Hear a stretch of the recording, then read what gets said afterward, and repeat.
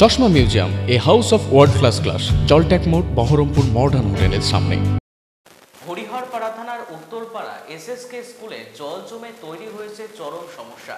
টানা বৃষ্টির কারণে প্রায় 15 দিন ধরে স্কুল প্রাঙ্গণে জমে রয়েছে হাঁটু পর্যন্ত জল। এতে ভোগান্তিতে পড়েছেন ছাত্রছাত্রী থেকে স্কুলের শিক্ষক শিক্ষিকারা।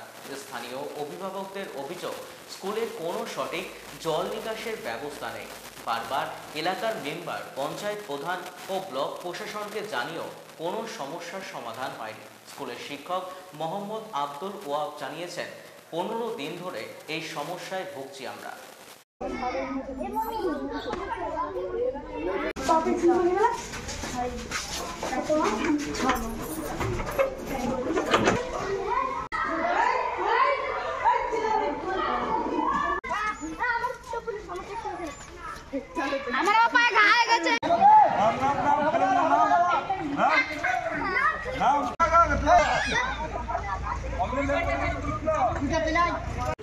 এক 10 দিন 20 দিন ধরে জল সব এই দিক থেকে আসছে, ভুই দেন খেলতে পারছি না।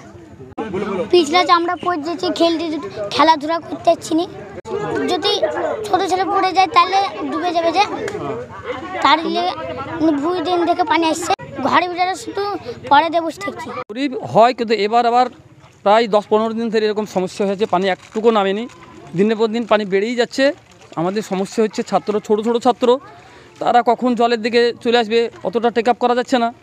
এ বিরাট একটি সমস্যা। আমরাও জানিয়েছি, বিডিও অফিসে অনেকবারই জানিয়েছি, তারপরে পঞ্চায়েতকেও জানিয়েছি যে আমাদের এই কালভেটটা একটু উঁচু না করলে আমাদের সমস্যা হচ্ছে জল নিষ্কাশন। আমাদের কালভেটে সমস্যা হচ্ছে না, কিন্তু হচ্ছে তো ওই মুখে যে পাল্টা জলটা এতটুকু যাচ্ছে না। প্রশাসনের তো এটা নজরে রাখা দরকার, যে জলটা যাচ্ছে না, তাহলে তো জলটা কীভাবে পাসিং করা যাবে সেটা তো দেখতে হবে। আপনারা কি জানিয়েছেন? হ্যাঁ, আমরা জানিয়েছি তো, আমাদের পঞ্চায়েতকেও জানিয়েছি, তসলিমকে আমাদের নেতাকেও বলেছি যে এরকম জল সাপ্লাই দিচ্ছে না। স্কুল কি চলছে? স্কুল চলছে, স্কুল কন্টিনিউ। হ্যাঁ, স্কুল আসছে, ছাত্ররা আসছে, কিন্তু ছাত্ররা কিছুদিন জলের জন্য বলছে বাচ্চা ছেলেপিলে আমরা পাঠাবো না, এরকম বলছে। একদম ছোটো ছোটো বাচ্চা, কচি বাচ্চাও তো আসছে। আমরা বলছি আমরা আছি তো, পাঠান, ছাত্ররা পাঠাবেন না কেন? ছাত্র পাঠান। কিন্তু আমাদের এখন ইমিডিয়েট দরকার আমাদের এই জলটা নিষ্কাশনের ব্যবস্থা করতে। ওদের তো খেলার মাঠে এটাই খেলাধুলা করে ওরা। এটা ভিডিও নিজে এসেছিলেন, ভিডিও নিজে বলেছেন যে এইটুকু আপনারা বাউন্ডারি দিয়েন না, আপনাদের পজিশন জায়গা কম, এইটুকু খেলাধুলা করে। হ্যাঁ, তো অনেকে তো খেলাধুলা করতে গিয়ে অসুবিধা করছে না, এখন খেলাধুলা হচ্ছেও না, এখন বেরোতেই দিচ্ছে না আমরা। তো অনেকে তো বাধা পেরিয়েও তো জলে নামতে গেলেও তো পায়ে ঘা। হ্যাঁ, অবশ্যই হবে। নোংরা পানিতে নামলে এবং পিছলে পড়ে যাবে, জামা ইউনিফর্ম সব ভিজে যাবে, সমস্যা, নানা রকমই সমস্যা। আমার নাম এমডি আব্দুল ওয়াহাব। ওই লাঠিগুলা সমস্যা, মানে ওই জলের লেগে আসতে পারে না, কেউ পাঠাচ্ছে না, মেয়ে ছেলেগুলো পাঠাচ্ছে না, বউগুলো পাঠাচ্ছে না, ওই জলের লেগে ডিমে যাবে বুঝলে, তারের লেগে। এইটা মাস দেখ হবে, আসতে না জলের লেগে। কোনো ব্যবস্থা করছে না সরকার, কিছু করছে না। হ্যাঁ, এগুলো ব্যবস্থা করতে হবে।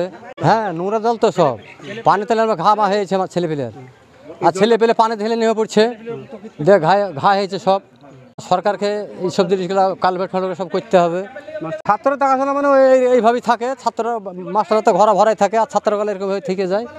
হ্যাঁ, কোনো শাসন নাই, কিছু নাই, বাবারা ঘরে ঢুকে বসে থাকে। জলটা আসছে আপনার ওই পাতিবিল থেকে, মাঠের সব পাতিবিল থেকে সব আসছে, যে এখানে জমে গেছে জল। বিডিও অফিসের ওই যে নালাটা আছে, যে বিডিও অফিসের যে কালভার্টটা রয়েছে, কালভার্টের ওই জায়গাটায়, কালভার্ট ঠিক মুখে ওই এলাকার চায়ের দোকান বা বিভিন্ন দোকান, তারা আমি প্রতি বছর ক্লিয়ার করে দিই। ওখানকার মানুষের দাবি অনুযায়ী ক্লিয়ার করে দিই, ক্লিন করে দিই।